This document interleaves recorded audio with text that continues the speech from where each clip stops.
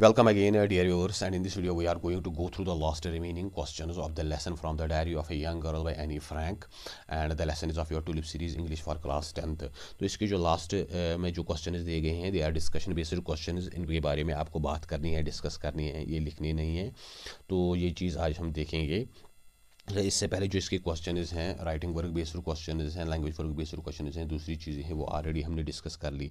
तो यहाँ पे जो क्वेश्चन है वो इस तरह से है। Here is an extract adopted from one act play. In this extract angry neighbours who think जो the inventor's new spinning machine will make them lose their jobs come to destroy Joe's model of the machine. तो यहाँ पे एक बंदा है जो इसने एक नई मशीन ईजाद की है, स्पिनिंग मशीन, जो सूत काटना या जो कपड़े बनाने के काम आती हैं।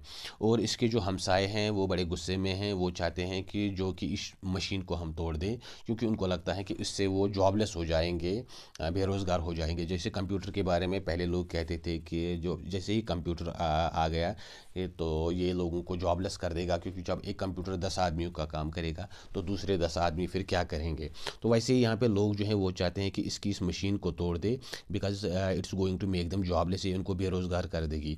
You have studied how contracted forms can make a written text sound like actual speech. आपने ऊपर देखा, जब हम डायरी राइटिंग करते हैं तो इसमें हम कॉन्ट्रैक्टेड फॉर्म्स का इस्तेमाल कर सकते हैं। इससे एक एक्चुअल स्पीच वो फीलिंग आ जाती है।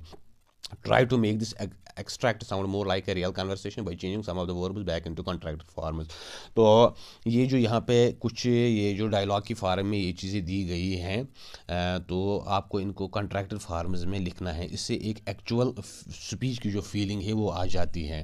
Then speak out the lines, फिर आपको ये लाइन्स जो हैं इनको फिर से दोहराना है। फॉर एग्जांपल यहाँ पे हॉब है, now where is your husband mistress. ये इस सेंटेंस की बीवी से कह रहा है कि आपका वो पति कहाँ है।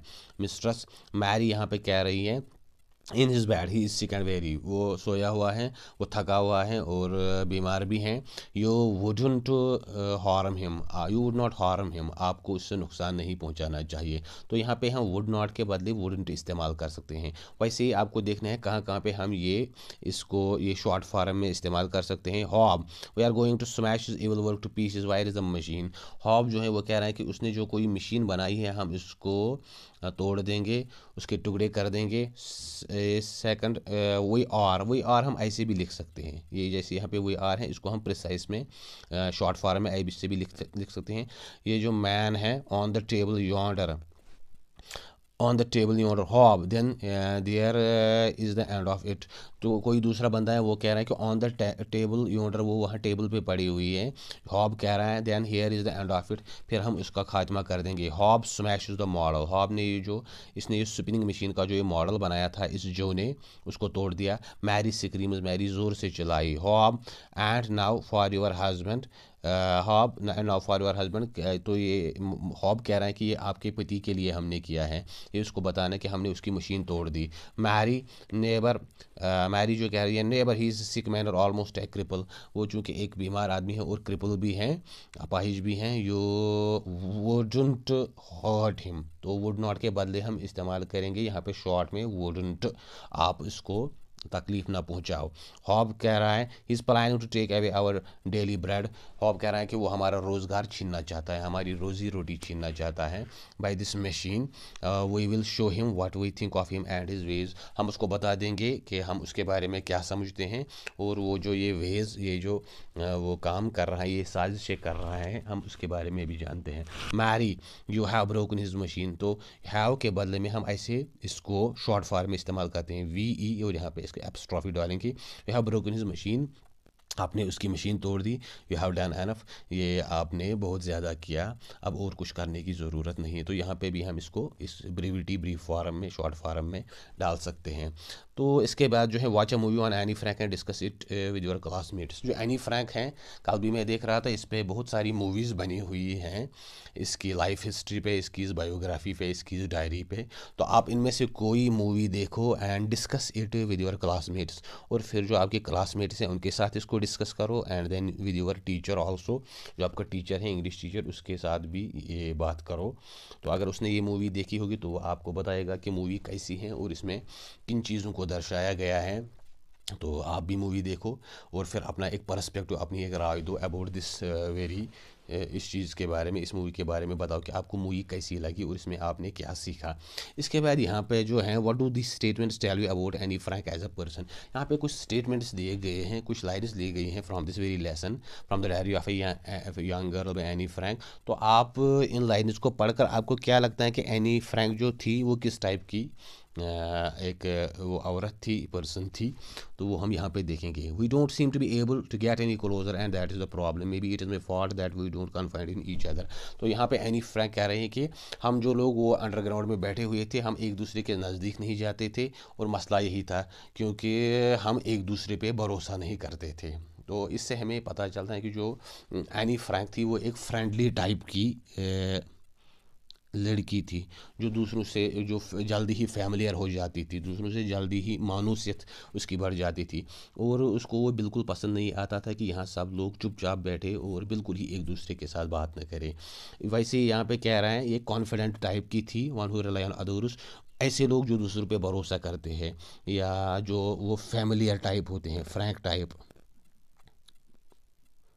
Reserve type. ये लड़की, इससे हमें ये पता चलता है कि एनी फ्रैंक रिजर्व टाइप की नहीं थी। I don't want to jot on the facts in this diary the way most people would, but I want the diary to be my friend. तो एनी फ्रैंक यहाँ पे कह रही हैं कि मैं नहीं चाहती थी कि मैं डायरी में ऐसी चीज़ें लिखूं जैसे मोस्टली जो डायरी बनाते हैं जो लोग वो लिखते हैं, लेकिन मैं डायरी को एज फ्रेंड लेना चाहती थी। तो इससे हमें क्या समझ आता है कि एनी फ्रैंक जो थी, यहाँ पे भी हमें यही चीज़ लगता है दैट वो एक फ्रैंक टाइप की लड़की थी, who used to befriend, used to befriend people soon. वो एक ऐसी टाइप की, एक ऐसा कैरेक्टर था उसका कि जो दूसरों के साथ जल्दी ही फ्रेंडशिप या मानूसियत पैदा करती थी। तो यहाँ पे भी वो अपनी डायरी के साथ इसको एज अपना फ्रेंड लेना चाहती हैं।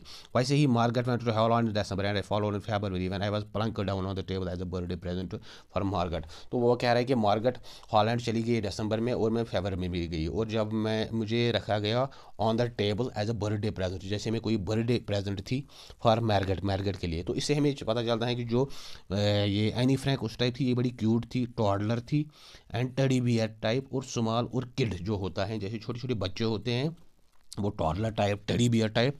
तो उस टाइप उस वक्त उसकी एज बिल्कुल वैसी ही थी। That is why she was present as a birthday present for Margaret. वो एक बर्थडे प्रेजेंट के तौर पे मार्गरेट के सामने रखी गई, बिल्कुल ही छोटी सी बच्ची थी।